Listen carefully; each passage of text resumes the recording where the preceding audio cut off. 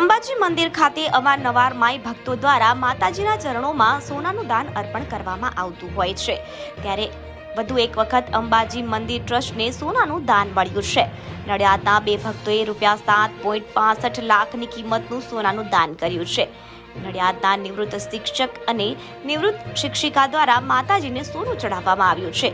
બંને શિક્ષકોએ 100 ગ્રામ હાર માતાજીને અર્પણ કર્યો છે.